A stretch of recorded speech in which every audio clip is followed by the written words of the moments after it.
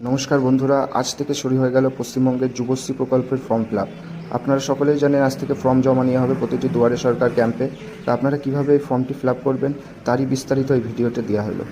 দেখুন, সর্বপ্রথম এখানে আপনার একটা পাসপোর্ট সাইজ ফটো লাগাতে হবে এবং সব কিছু ফর্মটা আপনাকে ক্যাপিটালে ফর্ম ফিল আপ করতে হবে। সর্বপ্রথম এখানে আছে আপনার আধার কার্ড নাম্বার, আপনি লিখবেন। তারপরে যে উপভোক্তা হচ্ছে তার নামটি ক্যাপিটালে লিখবেন, মানে বড় অক্ষরে। তারপরে আপনার মোবাইল নাম্বার, যেই নম্বরটি আপনার আধার কার্ডের সাথে সংযুক্ত করা আছে সেইটি। আপনার যদি ইমেল অ্যাড্রেস থেকে থাকে আপনার ইমেল অ্যাড্রেস দেবেন। এরপরে আপনি মেল ফিমেল কী আছেন সেটাকে টিক করবেন। এরপরে দেখুন, আপনাকে আপনার ডেট অফ বার্থ লিখতে হবে ও 1/4/2026 অনুযায়ী আপনার বয়স কত হচ্ছে এটা আপনাকে দিতে হবে।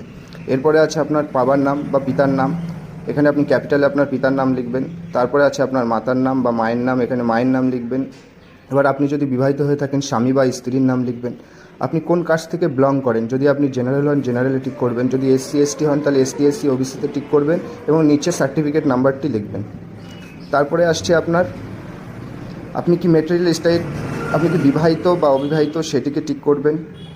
এরপরে আপনার ফুল ডিটেলস, আপনার বাড়ির নাম্বার বা বাড়ির অ্যাড্রেস, পোস্ট অফিস, গ্রাম, পোস্ট অফিস, পঞ্চায়েত অফিস, আপনি কোন পৌরসভা থেকে বিলং করেন, আপনার থানা, আপনার জেলা ও পিনকোড, এটি আপনার ফার্স্ট পেজে আপনাকে এটিতে করতে হবে।